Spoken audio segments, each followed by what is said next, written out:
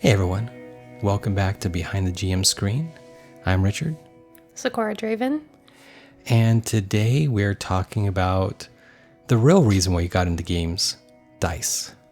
All the dice. All the dice. Who cares about everything else? We'd be writers with pencils if if there wasn't dice. No, I don't know if that's true. Maybe. I don't know. Maybe. But, there's so many different dice and they're used in so many different ways. And at first glance, it'd be easy to say that dice are a gimmick. Why does Shadowrun use D6s and White Wolf use D10s? It's just a gimmick. They just like D10s more than D6s. Totally, I'm sure that's it. But I think the dice do something to the psychology of the GM and to the player, and they serve a purpose that, I mean, most of these game designers are very smart people, and they chose them for a particular reason. Mm-hmm. And I thought that it would be cool if we kind of go through them a little bit and talk through our experiences with the dice and what we think are the advantages or disadvantages. And I think they all have advantages and disadvantages. And I think that you in particular, because you have a much more homebrew approach to things, you have kind of picked and chosen the best way to use the dice for your needs. Mm-hmm. So, what do you think, to start off with, what was your first experience with dice in general, like non-Monopoly dice?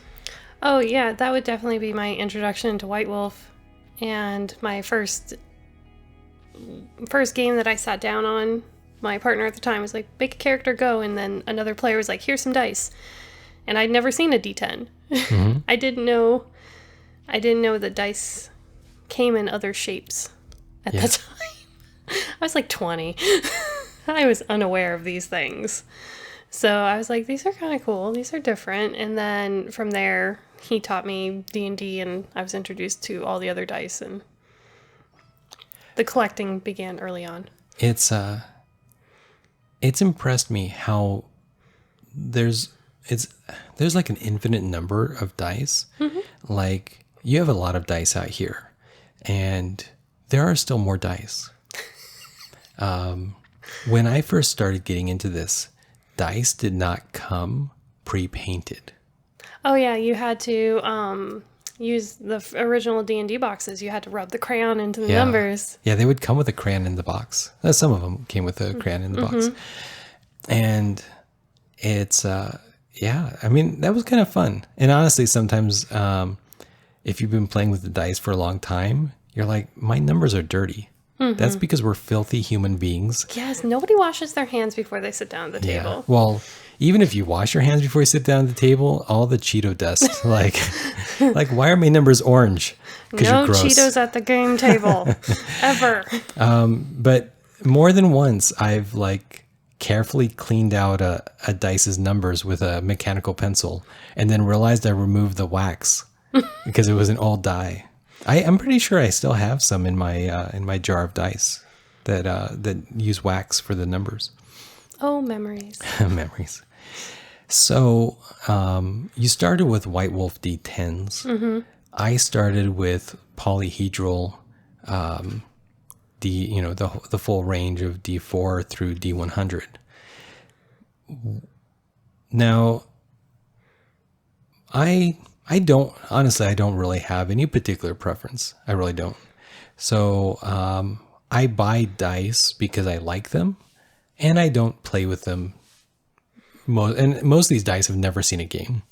They just never have. That's just so sad. They need to be played. I know. I definitely what is your opinion on dice luck? Well, I mean, there's all kinds of superstitions, right? Yeah. But there is a science to it. Some of the opaque dice can have air bubbles in them that would affect rolls. Yeah. But I have seen players that are despicably lucky, and I've seen players that by all science accounts, you have to roll better than you do, and they don't. Yeah. So I've seen both sides. So I definitely, I think certain dice are malformed in a way that makes them a small percentage, not much, just a little bit more likely to roll certain numbers. And those dice, I am not ashamed to use because I think that die rolls higher or I think that die rolls lower. And I just feel like that's a perk of having hundreds of dice, that if some of my dice happen to roll higher, I'm going to save them for when I need a high roll. And some of them roll lower. That's fine. It may be all in my head. I accept that this may be. Well, this is dice. The relationship that a player or GM has with their dice is unique. I pair my dice sets to my characters. I have specific GM dice that always roll really, really well for me. And I have character dice that roll really well for a specific character. But if I roll those dice with a different character, they will not roll. Is that in my head? Could be. Yeah. But that's my relationship with the dice. There's some dice that even the players during a session are like, you need to change your dice. Stop rolling those. And actually, I'm very superstitious about changing out dice in the middle of a session. I choose all the pieces I want to use. And I hate grabbing for different dice because I feel like this is the fate for the session today. Even in those moments, the players are telling me to change out the dice is because I'm screwing myself as the GM. Because the dice are just not working for me. But I like to just roll with that because that's one of the beauties. It doesn't matter what the players are deciding. It doesn't matter what the GM has decided. The dice decide. I definitely, I have beliefs over which dice I think will roll better or roll worse, but I don't care in practice. So I do have dice that are color themed to certain characters that I've played. Yes. That even though I know those dice do not roll as well as the other dice, I use them anyways because I'm okay. It's a tiny, tiny tool in immersion. Yeah. And I encourage my players when they start to find their own dice to choose dice that they really, really like. Now, systems that choose to use multiple types of dice, which I call a polyhedral system. Okay. Versus systems that use single dice like Fate Core, Shadowrun, White Wolf. What is your opinion on the two?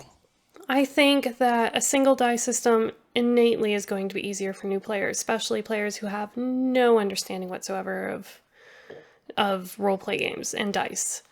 I think a single die system makes it a lot easier than when I introduce new players to D&D or a multiple dice system. I actually take my diffusion dice, which are large chunky dice, and I lay them all out on my GM screen. They're tacky glued to it with the description underneath each card so that when I say a D4, the players are like, okay, that's the one I need. It's still something that slows people down. Yeah. In grasping which die was it? Which one do I roll for that? And I think for the brand new players, it can be a challenge to get around. So what do you think is easier for a brand new player? Being given a stack of D10s like White Wolf or a stack of D6s like Shadowrun?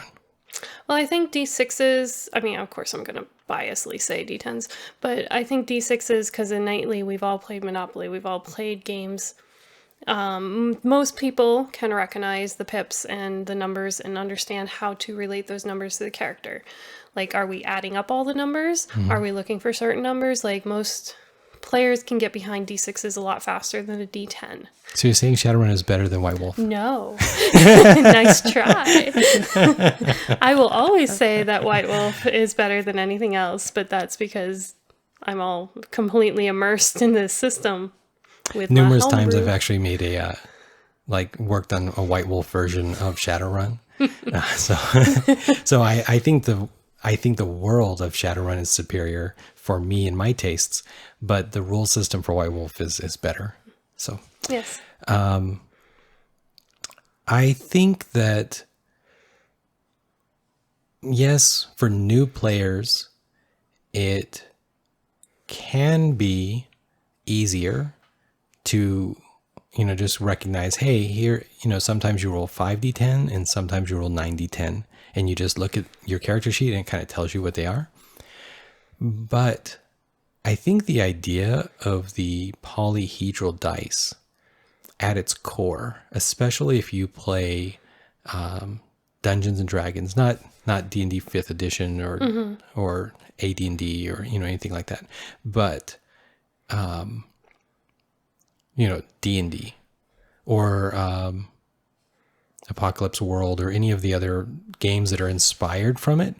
I think the core of those games, it was meant to be easier than giving people a stack of D6s. Yes. Because you could say, hey guys, that D8? That D8 is for swords and it's for healing. Oh, hey, D6s? Those D6s are for clubs and fireballs. And so if you're a wizard, you only use D6s like for a certain type of thing, and you knew your D4s were like your hit points or your magic missiles. And there was like very few things, and each of your die would be used for a different thing. And I remember that I kind of would complain that I needed, because I always played wizards, that I needed more D4s than everybody else.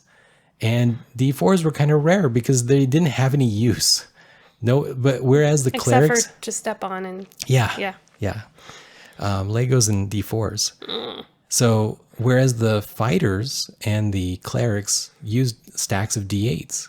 And as a wizard, I never needed a D8 like at all. Like I never needed a D8.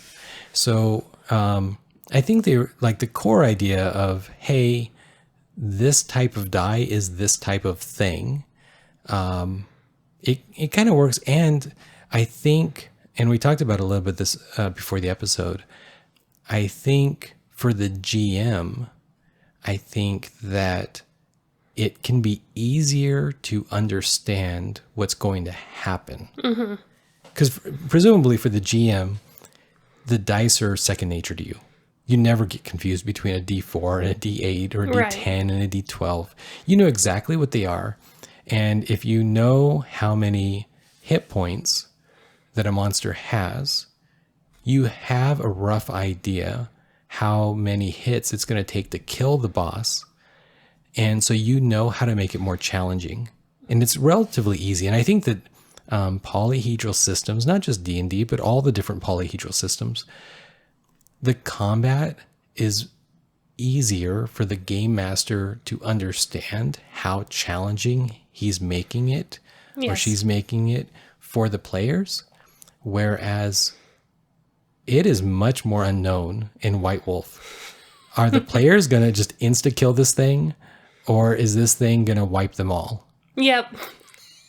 White Wolf's combat tends to be very swingy. It's and that's what the polyhedral dice kind of give you, because it's easier to understand. The monster has 40 hit points. The players do an average of 10 points of damage per attack. That means it's going to take them at least 4 rounds or 4 attacks to kind of succeed. But let's move on to the decision maker dice. So we've got all these extra dice, but they don't really matter. The D20 is the decision maker dice for D&D, such that any game inspired from D&D is called a D20 based game, right? So Pathfinder is a D20 game, and Star Wars inspired a D20 based game.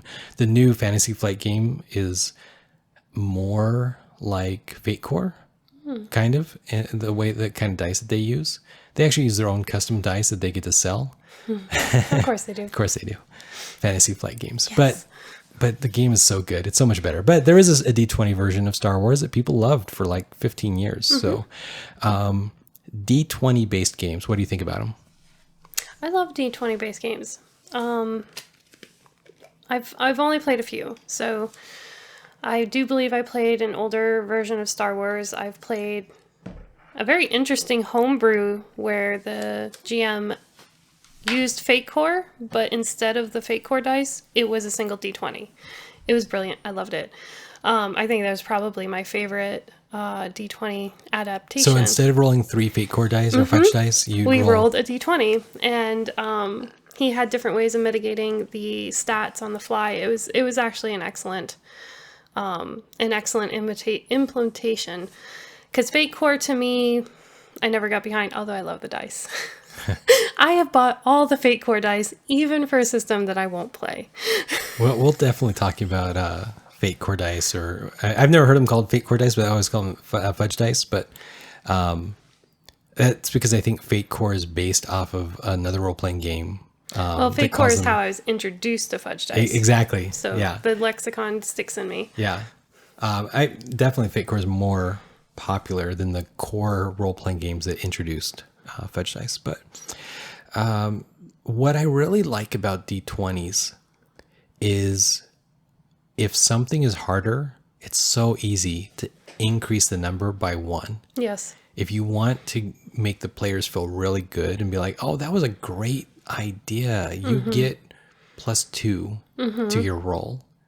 And in their heads are like, you know, we did this extra work, we came up with this extra idea, and it's 10% more likely to succeed. It's so easy. +2, 10%. And I think that when, if it's important to you as a GM that players do things that are reasonably possible for their character to be able to do, Right. then D20 is easy, probably one of the easiest. I agree. Like if you play a vampire, it's very difficult to know, can I flip a bus? It's just hard. Like, You can try to flip a bus. and some vampires can easily do it. Yep. And some can't. Yep. A lot of times, I mean, for me, I would probably just say, well, you know, if you spend some blood up to strength 5, whatever, it's not a roll. You just flip the bus. That's fine. You paid the cost of doing this action. But yeah, it can be difficult in some other games, but in D20, it's so easy. On the other hand, you do have to keep track of these numbers. Yes. And That's where the index card stack comes from. yeah. Just the numbers alone. I know people hate 4th edition D&D. It's like popular to hate it. But I ran it for 2 years, and I had all the books, and I really loved it. One of the things I loved was the fact that they only allowed 1 D20 roll per round as a general rule. So if you got a second attack because you used an offhand weapon, then you would just get a bonus to attack and then an extra die of damage. And that represented the fact that if you use 2 weapons and you're skilled in it, then you have an increased chance of hitting or whatever. And if you have 2 weapons, you're going to do more damage. But there wasn't more rolls. So you didn't have to keep track like, oh, I'm attacking with 2 D20 and 1 D20 has +17 and 1 D20 has +9. And then I do a D8 plus 8 damage with my main hand, and I do a D8 plus 4 with my offhand. And, you know, already some people are probably like kind of zoning out because I just threw out a bunch of numbers, but that is D&D. And 4th edition got rid of a lot of that, and they resolved it to just the good part of D20s are easy. Also, it's hard to scale because you just increase numbers forever. Yeah. And then you're like, well, okay, well, it's +17 to hit, but I don't want it to be too easy for the characters. So instead of it being a difficulty of 11, I'm going to move the difficulty to 16. Well, now what is the probability of success? Well, you'd think it's 100% because the bonus is higher than the difficulty, except it's actually only 95% chance because you always have a failure chance of 1. Mm-hmm. So there's just all this stuff. There always has to be a chance of failure. Yeah, there's always had. Well, yeah. Otherwise, don't roll. Yeah, that's fine. I mean, it's fine for there not to be a chance of failure. But if the dice are going on the table, there has to be a chance of failure. Yeah. So D10s. What is the advantage of D10s? Because you get to roll a fistful, and it sounds amazing. It's satisfying. You know, when you got your biggest powerful characters and you're rolling on average 10 D10s, and we won't even get into being able to re-roll those, but like just grabbing up all those dice and shaking them in your hand and letting them fly, it's just really satisfying. What other advantages are there other than it like soothing your soul? That's all there needs to be. Okay, so D10s are just, again, thinking about new players, easy for new players to understand. D10 system is what I explain is it's a dice pool system. You have so many dice in a roll to toss on the table and see what successes you get. You've got a target number. You have to beat the target number. Simple. So new players can get behind that. They can understand that. They pick it up quickly. And when I've run through the first roll and the next roll comes around and I explain, okay, roll 5 D10s, difficulty 6 or higher, they've already grasped it. Yeah. Instead of going, wait, which die is it? Okay, I need this number. And it's new player friendly. What I like about D10s is that similar to the D20, most people, even if they're not good at math, can understand the probability of a D10. Roll 1 D10, 6 or better is a success. Yep. Oh, you mean 50%? Yes, I mean you have a 50% chance of success. It's easy. People get that. And we'll talk about D6 in a moment, but D10s are very easy for the player to understand if they're allowed to know the number of successes that they need, which sometimes they're not. But if they're allowed to know, then they can kind of guess, oh, I need 3 successes and I get to roll 9 dice. I probably can be successful in that. I feel like I can be good with that. The other thing I like about D10s is that even if you're some sort of elder vampire and you're rolling a ridiculous number of dice, or a werewolf or something with 12 dice or 13 dice. Oh yeah, it gets insanity you real can quick. Still fail. And brutally it's fail. So epic. It just... You just rolled 12 dice and failed. I've done it. I love it. I love those moments. I have no faith in dice. Like I trust numbers. With D20s, it's just bonuses. Typically, it's a D20 plus a bonus. I trust that. I do not trust that if I roll 10 dice and I need 2 dice to be higher than 6s, nope. I think I have a good chance of failure on that.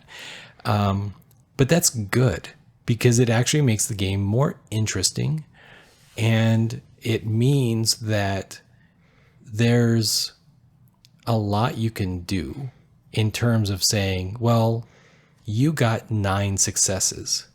You were tremendously successful at this thing. Yes. Whereas in a D20 based game, it's much more difficult to say, like, it's just, I mean, I guess technically you could do it. You could say, well, you needed a 12 and you got a 17. So you were really successful. Nobody does that. That's not how it works. It's really pass, fail, critical failure, critical success. That's the D20 way. Yes. D10s, it's part of it. And it's one roll. Typically, it's one roll. Yes. That determines you were successful and how successful were you. Right. And that's all built into one roll. Less rolls means that the game's going to run faster.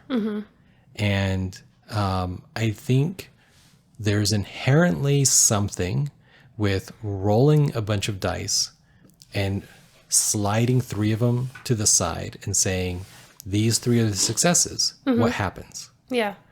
And it's different than saying, I got a 15, I needed a 12. Yeah, exactly. It's not math anymore. It's counting, which is probably math, but it just doesn't feel like math. So leave me alone, guys. Yeah, I like D10 systems a lot. I think humans inherently understand powers of 10. We have 10 fingers, 10 toes. It works at a deep level with our brains. I think the negative is the negative could be that, yeah, you can fail on 10 dice, 12 dice, and it doesn't make a lot of sense. But I don't think that's a problem because, again, if you're asking whether the elder werewolf thing can break down a door, don't have them roll. Yeah. Doesn't make any sense. Yeah, I am definitely one to... I've even had narrative combat. Yeah. So there is a time and a place where, as a GM, you can set the dice aside and more engage in the narrative. But if there's ever a question with the players coming to me for something, like, can I do this? Then I will always come up with a dice roll on the fly. And that's where I've taken the other D&D Polyhedral Dice and brought it into my White Wolf game for that adaptability. Yeah. The dice episode's gone long. It's going long. We can talk for dice about days. All right.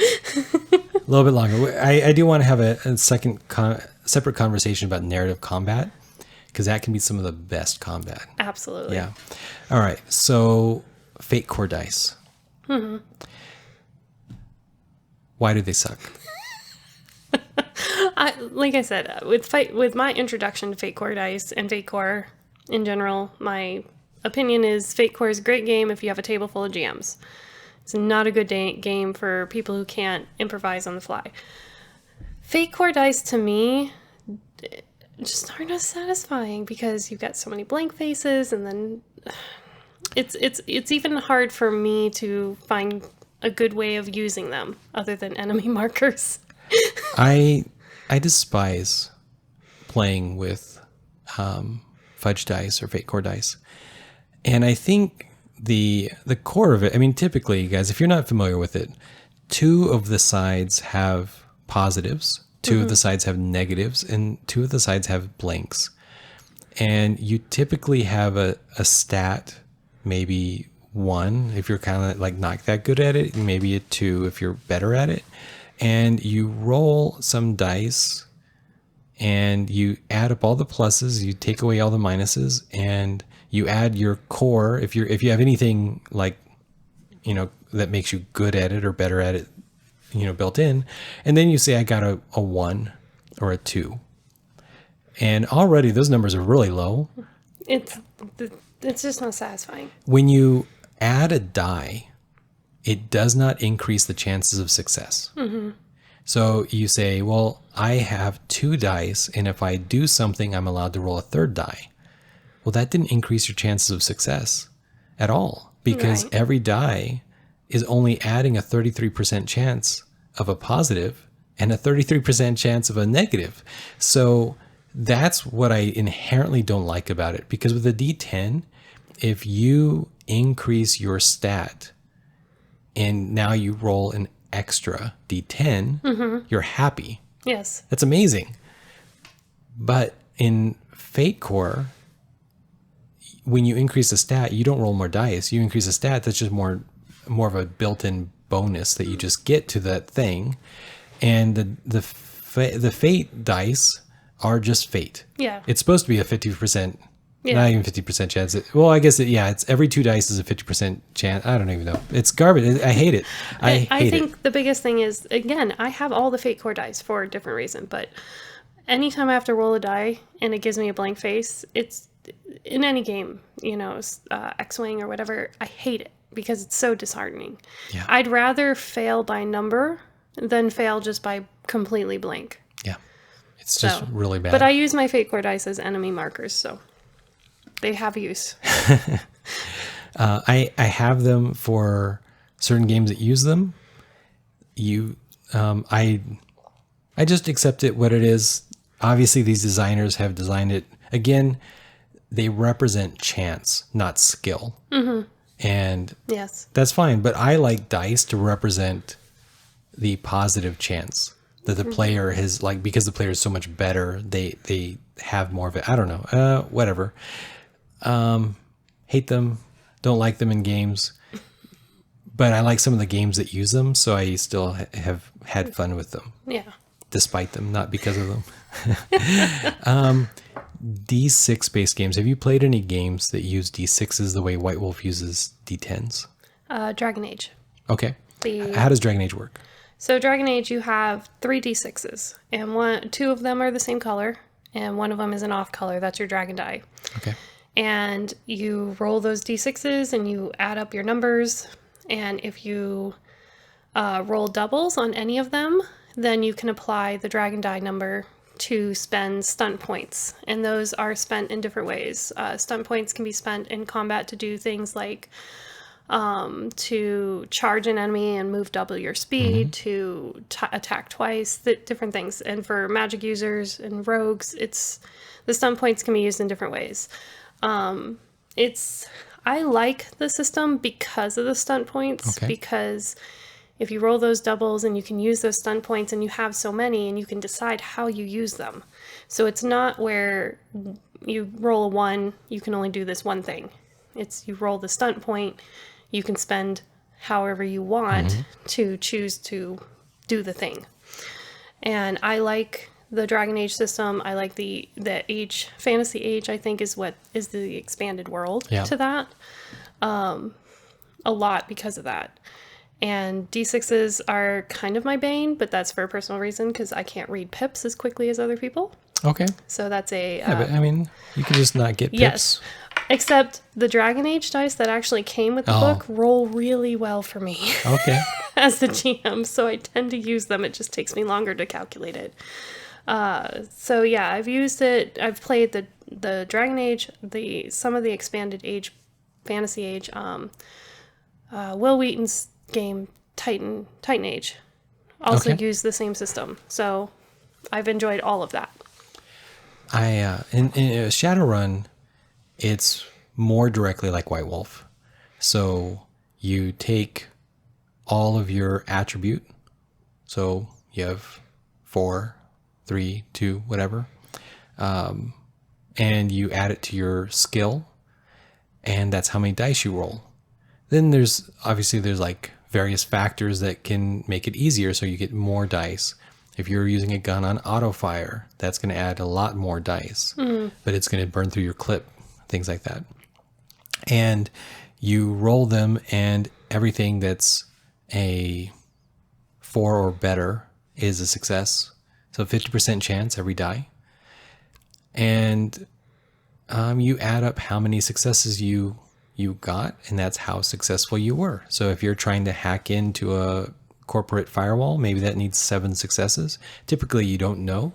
So most things are extended rolls. So the GM knows how hard it is, and it's the hacker's like, okay, I'm going to spend this round trying to do an extended roll to hack in. Okay, I got 3 successes, and the GM's like, well, you can see that the corporate firewall is starting to activate defenses, enemy AI that can fry your brain.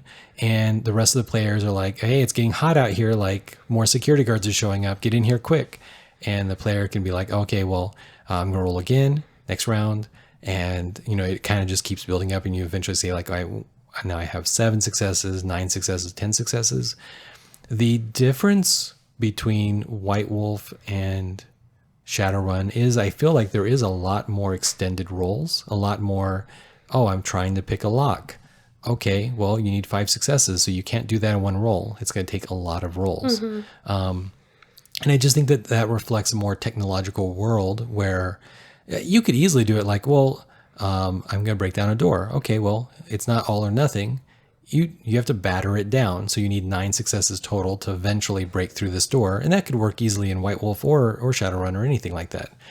I think it's easy to kind of keep track of these successes and be like, okay, I need 5. So I got 2, and then I got another 2, and then I got 1, or I got an extra 2 or whatever. You touched on something that I think we can do a whole episode about because we're already running a little bit long, which is the extra systems. And so with Shadowrun, that's called Edge. With Star Wars, there's a force points. And that's really interesting because in the newest version of Star Wars, when you roll certain things, it gives the GM dark side points they can spend to screw the players. But then that gives the players light side points they can use to do heroic feats. Okay. So when the music plays in the movie and like the Jedi's doing crazy stuff, like that's the dramatic moment when suddenly the gate shuts down and cuts the enemy cyber droid in half or whatever. It's pretty cool, and we could do a whole episode about those manipulation techniques. We can talk about dice for days. Yeah, dice. But the thing about the D6 as opposed to the D10 is I think it is much more difficult, possibly the most difficult for players to understand their probability of success. I agree with that. I'm going to roll 9 D6s. Each of those D6s have a 33% chance of success and or a 50% chance to, I can't remember honestly if it's 4s or 5s, but it's some percentage of chance of success, and you need 7. Like, how many times do I need to roll these dice to get 7? I don't know. It starts getting really complex, whereas the D10s are easy inherently just because of the fact that it's 10% per number. But unless you have any other points, I think it's pretty obvious. D6s are really just like D10s, and they're just smaller. Yeah. And you can steal them from your old cheap board games. Yes, you can. Anything else before we wrap up? I'm really interested to see our listeners go to our social media and show us their dice. Yeah, definitely. So Dice show and tell. Go. If you're listening to this podcast and you didn't get to see all the dice that we put out, and if you saw the video, the dice are very small, except for my giant dice. And you're going to be able to see more of them on our Instagram and our other social media. I will post some of my dice on there. There we go. All right, everyone. With that, till next time, bye, guys. Bye.